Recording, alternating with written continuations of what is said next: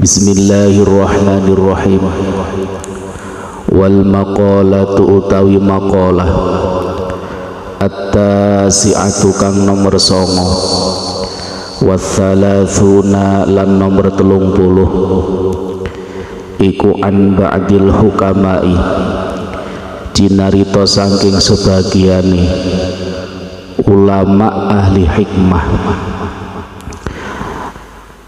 annahu temen satuhune ba'dil hukama iku qala ngendika sapa ba'dul hukama ngendikane ngene salasun utawi telung perkara iku mingkang zillahi ta'ala saking simpenane Allah ta'ala ai mimma tegese saking perkara yaddakhiruhu kang nyimpen ing emas sapa Allahu Gusti Allah ta'ala hale maha luhur Allah la yu'tiha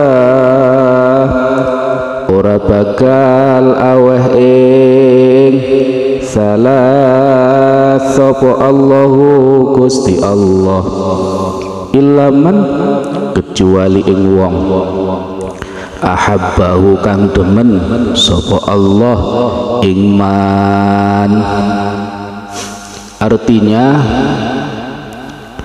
maqalah yang nomor 39 itu diriwayatkan dari sebagian ulama ahli hikmah.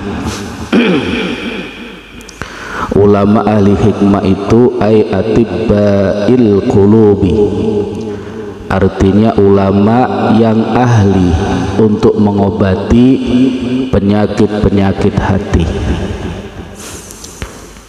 La ba'dil hukama itu berkata salasun min kanzillahi ta'ala, ada 3 perkara yang 3 perkara itu termasuk dari simpenan Allah. Ay mimma yaddakhiruhullahu ta'ala la yu'tihallahu illa man ahabbah, yang artinya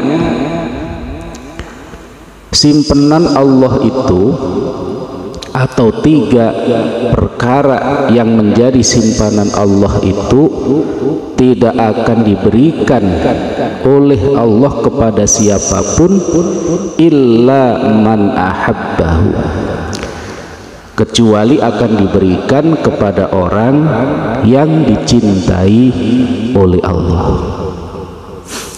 Nah, ini 3 perkara yang sangat luar biasa karena termasuk simpenan Allah Subhanahu wa ta'ala. Jadi artinya simpenan itu sesuatu yang menyimpan sangat banyak sekali pahala dan keberkahan. Itu artinya simpenan Allah.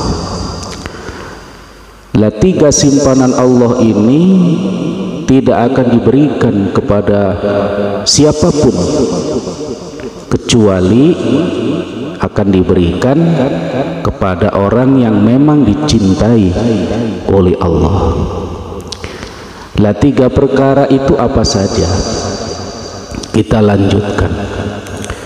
Al-faqru rupani fakir, wa huwa utawi sing jeneng fakir iku faqdu maka sepen perkara yuhtaju kang den butuhake apa ilaihi ma. Lah yang pertama yang termasuk simpenan Allah yang tadi tidak akan diberikan kepada siapapun kecuali orang yang dicintai oleh Allah, yang pertama itu al-faqru, fakir atau sifat fakir. Yang dimaksud fakir itu apa? Wa huwa faqdu ma yuhtaju ilaihi, yaitu tidak mempunyai apa-apa yang dibutuhkan. Jadi kita kepingin apa tidak bisa. Kita kepingin perkara apapun itu bentuknya, tapi kita tidak mampu untuk membelinya. Jadi kita fakir. Lah fakir dan kaya itu sama-sama pemberian Allah, sama-sama sudah ditakdirkan oleh Allah. Jadi fakir itu adalah pemberian Allah, kaya juga sama pemberian Allah. Lah cuman yang menjadi simpanan Allah itu adalah fakir. Bukannya kaya tidak baik,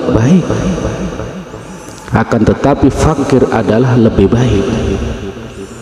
Dan yang perlu difahami bahwa dua-duanya ini adalah termasuk pemberian Allah.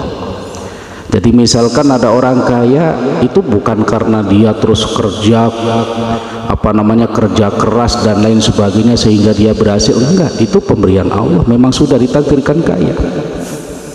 Begitu juga fakir,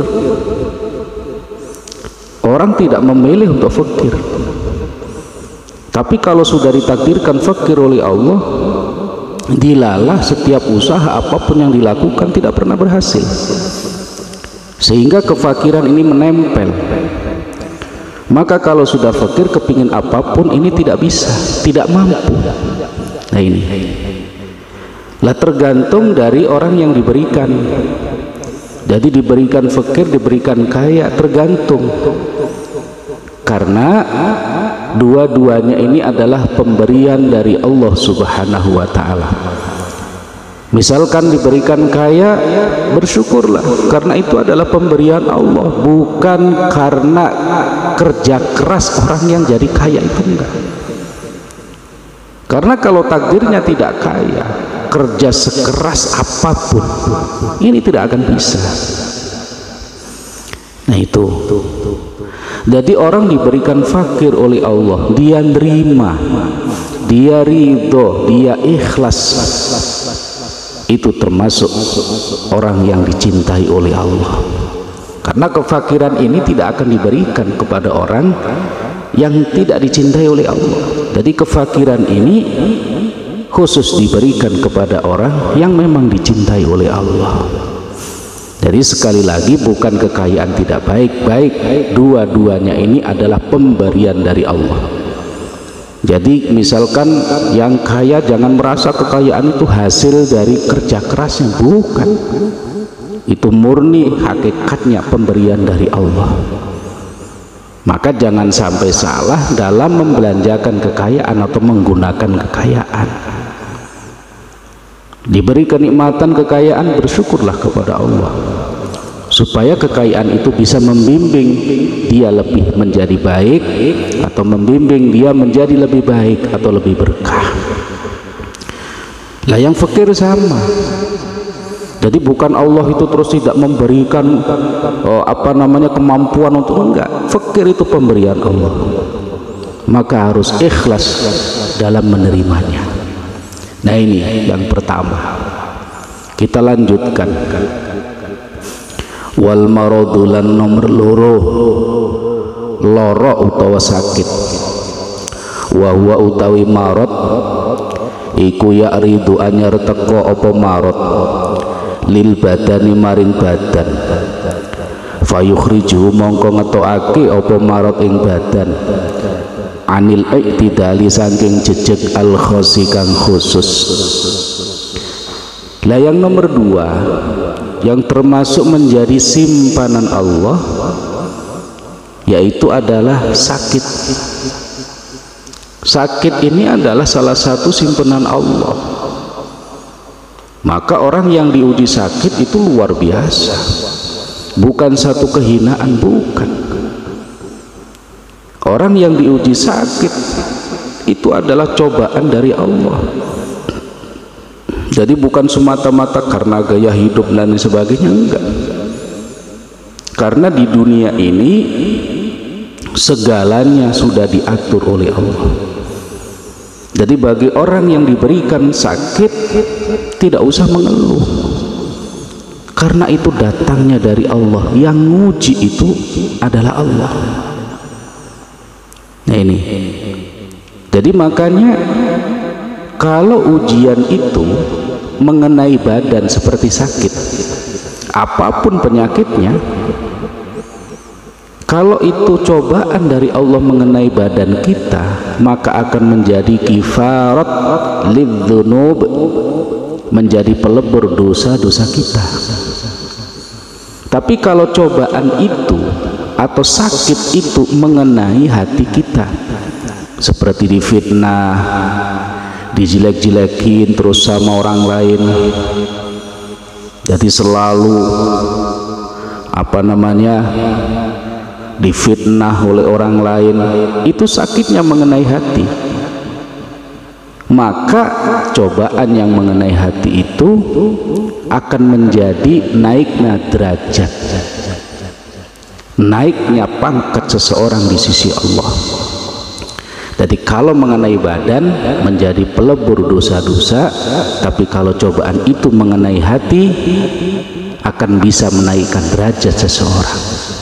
Jadi difitnah, dijelek-jelekan, nggak usah kita istilahnya ingin membalas, biarkan saja, karena jalan satu-satunya manusia bisa naik derajat di sisi Allah yaitu lewat hinaan, lewat cacian, lewat fitnahan. Nah itu, jadi nggak usah mengeluh, karena di setiap sesuatu cobaan itu pasti ada sesuatu yang luar biasa. Dan begitu juga diuji sakit. Jadi misalkan kita sudah berobat tidak sembuh, sudah berobat tidak sembuh, kita harus pahami bahwa sakit itu datangnya dari Allah. Jangan sampai kita punya berpikiran Allah tidak sayang kepada kita sehingga kita diberikan sakit-sakitan. Itu kebalik, justru dengan kita sakit itu Allah namanya cinta kepada kita. Nah makanya di dalam hadis disebutkan, idza maridul abdul mu'min wal amatul mu'minah ba'asallahu ta'ala ilaihi arba'atan minal malaikah qoblal marad. Di dalam hadis disebutkan, kalau Allah ini akan mencoba hambanya yang mukmin, baik laki-laki maupun perempuan, Allah akan mencoba sakit kepada dia, maka Allah akan mengutus 4 malaikat sebelum sakitnya. Jadi misalkan ada laki-laki atau perempuan yang dikehendaki sakit oleh Allah, maka sebelum sakit itu Allah mengutus 4 malaikat kepadanya. Fayamurullahu ta'ala ahadahum ayyakhudha quwwatahu. Setelah malaikat 4 datang kepada orang yang mau diuji sakit, maka malaikat yang pertama ditugaskan oleh Allah untuk mengambil kekuatannya. Jadi makanya orang yang mau sakit ini badannya lemes, sudah mulai kehilangan kekuatan ini. Jadi makanya begitu kita misalkan mau sakit, karena sakit itu ada yang seminggu sekali, ada yang 3 minggu sekali, ada yang sebulan sekali. Kalau Allah menghendaki misalkan seseorang untuk sakit, maka sebelum sakitnya ini Allah ngutus 4 malaikat. Lah malaikat yang pertama itu diutus oleh Allah, diperintah oleh Allah untuk mengambil kekuatannya, sehingga orang sakit nggak punya kekuatan. Yang biasanya ke kamar mandi kuat misalkan atau jalan kuat, ini nggak kuat, karena kekuatannya dicabut oleh Allah. Wa ya'muru sani ayyakhudha ladzatat ta'am min famihi. Lah Allah memerintahkan malaikat yang kedua untuk mengambil ladzatat ta'am min famihi, kelezatan makan. Jadi setelah kekuatannya diambil oleh Allah, maka orang sakit akan merasa lemas, yang biasanya kuat tidak mampu lagi, bahkan jalan aja sampai pegang-pegang tembok. Lah malaikat yang kedua diperintah oleh Allah untuk mengambil kelezatan makanan.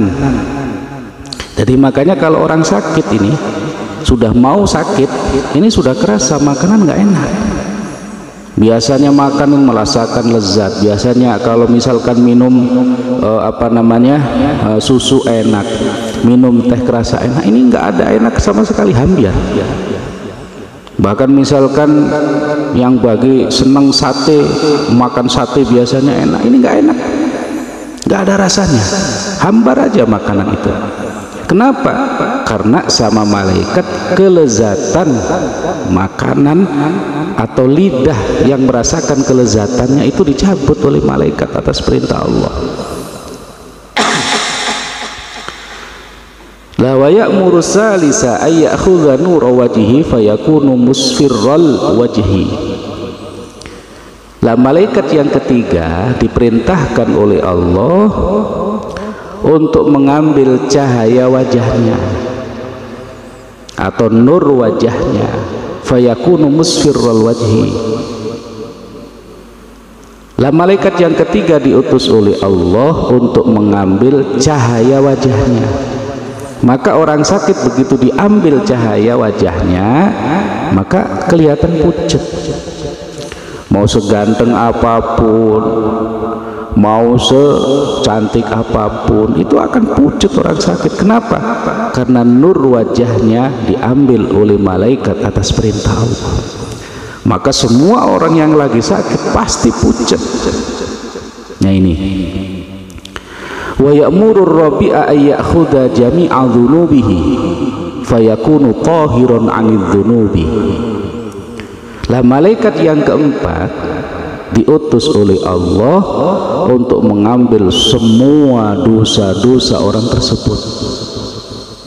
Jadi orang sakit itu semua dosanya dicabut oleh Allah, dihilangkan oleh Allah dari tubuhnya.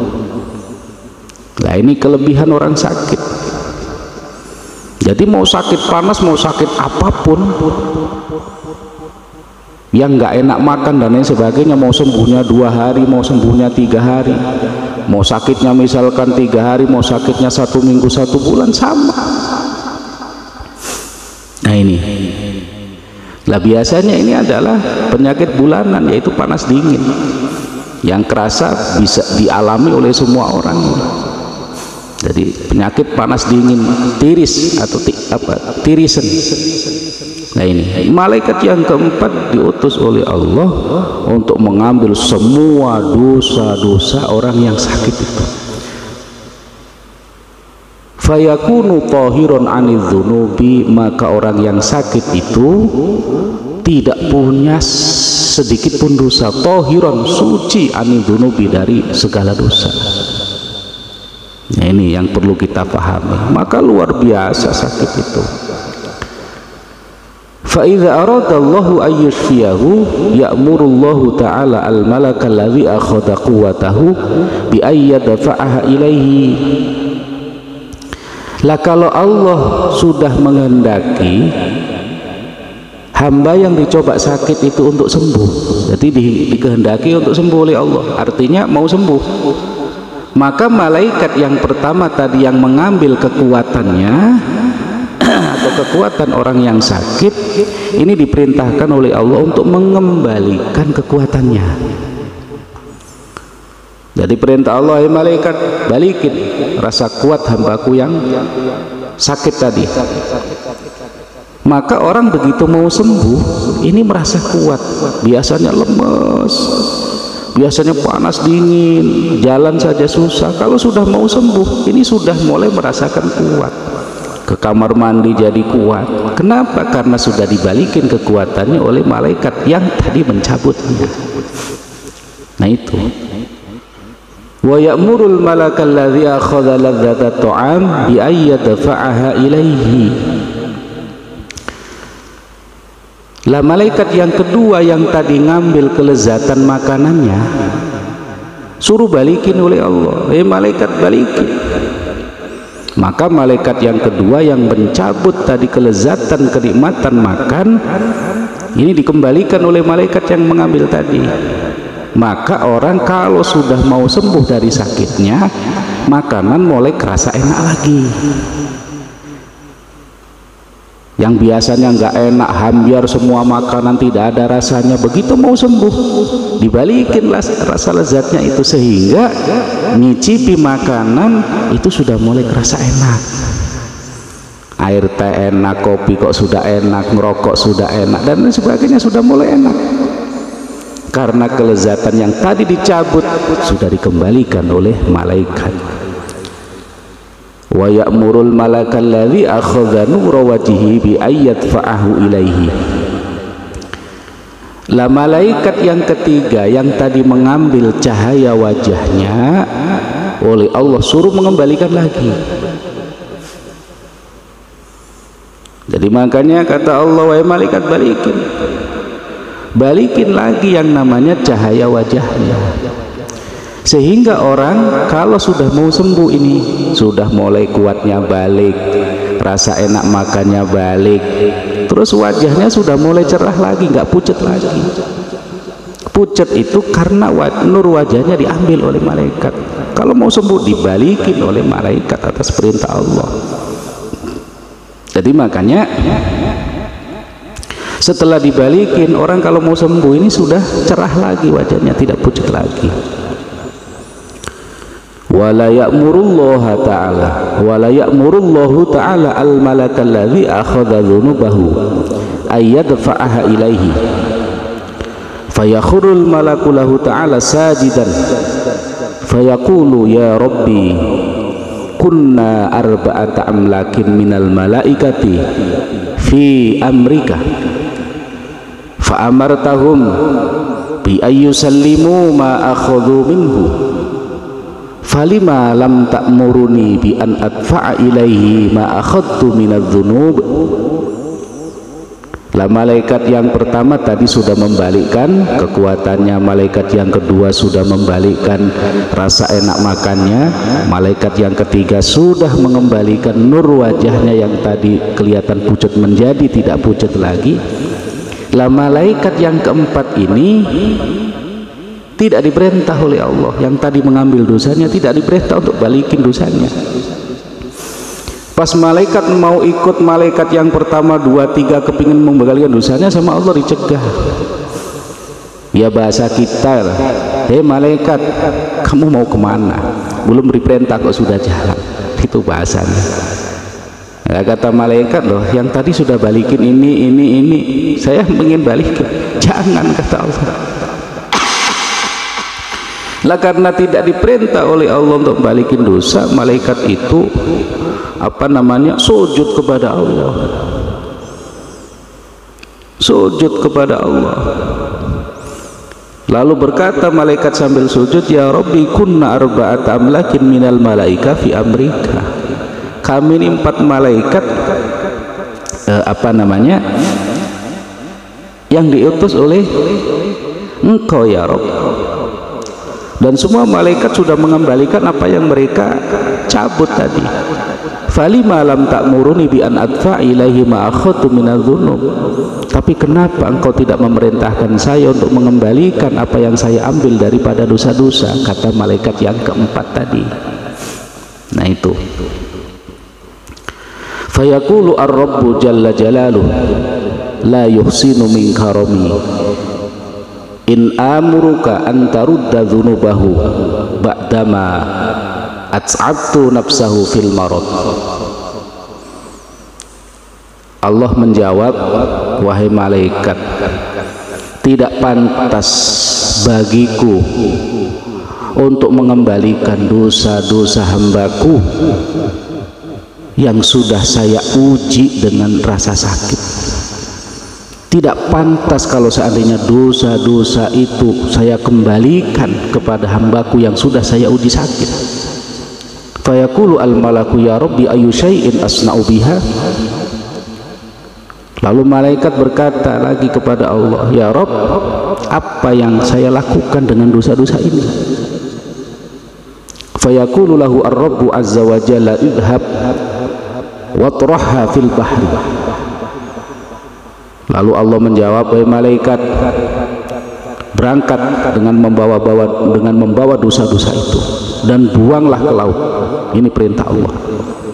Makanya faidhabul malaku wa yatrahuha fil bahri, maka malaikat berangkat ke laut dan dosa orang yang sudah diuji sakit tadi itu dosanya dilemparkan ke lautan oleh malaikat atas perintah Allah. Nah, inilah kehebatan ujian sakit. Maka sakit ini salah satu simpenan Allah yang tidak diberikan oleh Allah kepada orang yang tidak dicintai oleh Allah. Nah, sakit itu akan diberikan kepada orang yang memang dicintai oleh Allah. Maka jangan mengeluh kalau diuji sakit, jangan ngerusullah kalau diuji sakit, jangan sambat-sambat atau mengadukan kalau seandainya diuji sakit, karena sakit itu luar biasa. Artinya bahwa cobaan itu datangnya dari Allah. Maka begitu diuji sakit, kita ingat kepada Allah, kita ingat siapa yang nguji. Yang nguji adalah Allah Subhanahu wa ta'ala. Maka dalam hadis lain disebutkan humma yaumin wa lailatin kafaratun sanatan. Kanjeng Nabi sallallahu alaihi wasallam bersabda, demam satu hari satu malam, humma yaumin wa lailatin, demam satu hari satu malam, kafaratun sanatan, itu bisa melebur dosa-dosa selama 1 tahun. Kita bisa bayangkan, satu hari satu malam kita dicoba atau diberikan sakit demam oleh Allah. Panas dingin berarti demam, satu hari satu malam itu bisa melebur dosa-dosa kita selama 1 tahun. Nah, inilah kenapa kita dilarang mengeluh pada saat diuji sakit. Nah, tadi sudah saya jelaskan bahwa yang namanya sakit atau ujian sakit, kalau itu mengenai badan kita, akan bisa menjadi kifarat dari dosa-dosa kita atau bisa menjadi pelebur dosa-dosa kita. Tapi kalau ujian itu mengenai hati kita, itu bisa menaikkan derajat kita. Seperti kita difitnah, dijelek-jelekan, selalu dipojokkan, kita nggak usah sedih, kita slow aja. Malah kalau bisa terima kasih kepada orang yang memfitnah kita, karena dengan jalan mereka kita bisa naik derajat di sisi Allah Subhanahu wa ta'ala. Nah, ini makanya kenapa Ma'rad ini menjadi simpenan Allah yang tidak akan diberikan kepada siapapun kecuali akan diberikan kepada orang yang dicintai Allah. Ini yang nomor 2. Kita lanjutkan, kan tadi ada 3 yang menjadi simpanan Allah, 1 sudah, yang kedua sudah, sekarang yang ketiga. Wasobru lan sobar, wa huwa utawi sobar iku tarkus syakwa, tinggal watul utawa mengadu, min alamil balwa saking larani jubo, oleh ngadu mauli ghairillahi ta'ala maring sakliyane Allah ta'ala, la ilallahi ta'ala ora maring Allah ta'ala, waridho utawi ridho bil qadai kelawan qadha, iku layak dahu ora najatake fihi ing dalem ridho bil qadha, apa sing ora najatake asyakwa wadul atau mengadukan, ilallahi maring Gusti Allah, wala ila ghairihi lan ora maring sakliyane Allah. Wa inna ma yakdahulan angin pestine najatake apa syakwa biridho kelawan ridho fil maqdihi ing dalam perkara kang den pesten. Wa inna ma lazimalan angin pastine tetep apa ar-ridho bil qadai kelawan qadha, li annal abda krana temen sak tuhune hamba iku labudatan kena ora utawa wajib apa ayar doyen ridho sapa abad bi hukmi sayyidi kelawan hukume bendarane abad alias Allah taala. Kada kaya dene mengkono keterangan fit ta'rifat ing dalam kitab at-ta'rifat li sayyidi kadue Sayyid Aliin rupane Ali Al-Jurjani kang bangsa Jurjani. Yang nomor 3 yang menjadi simpenan Allah adalah sabar. Sabar itu apa? Tarkus syakwa min alamil balwali ghairillahi la ilallahi ta'ala. Yang namanya sabar itu adalah meninggalkan mengadu. Jadi tidak pernah mengadu li ghairillahi ta'ala, kepada selain Allah tidak pernah mengadu. La ilallahi, kecuali kalau mengadunya kepada Allah, itu diperbolehkan. Karena syakwa atau mengadu kepada Allah ini tidak mengurangi rasa kesabaran atau tidak mengurangi ridho bil qadha. Nah ini, jadi makanya karena seorang hamba itu mau tidak mau itu harus menerima atau ayyarda bi hukmi sayyidihi. Seorang hamba itu mau tidak mau harus ridho, harus ikhlas, harus menerima dengan apa yang sudah ditetapkan oleh Allah. Mau itu diberikan sakit, mau itu diberikan cobaan apapun harus ridho.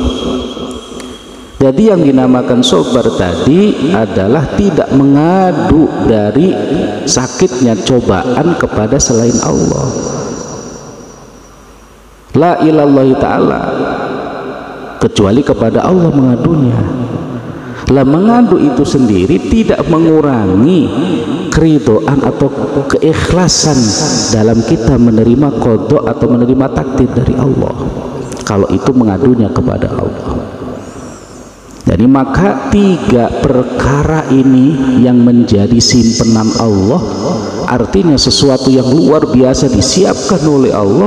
3 perkara termasuk dari simpenan Allah. Yang pertama tadi disebutkan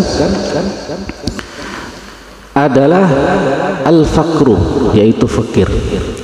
Yang kedua adalah al-marad, yaitu sakit. Yang ketiga adalah sabar. Nah ini yang harus kita pahami. Pengajian ini mengajarkan kepada kita bahwa semua apapun yang terjadi dalam diri kita itu semua adalah pemberian dari Allah.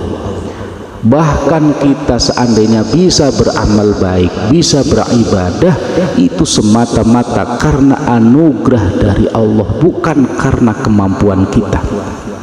Makanya dalam kitab Hikam disebutkan kalau ada seseorang yang berbuat baik apapun bentuknya, misalkan bisa beribadah sholat, dia meyakini kalau amal baiknya itu timbul dari kekuatan dia karena dia mampu melakukan, a'radallahu ta'ala anhu, maka Allah melengos, memalingkan mukanya kepada orang seperti itu. Kenapa?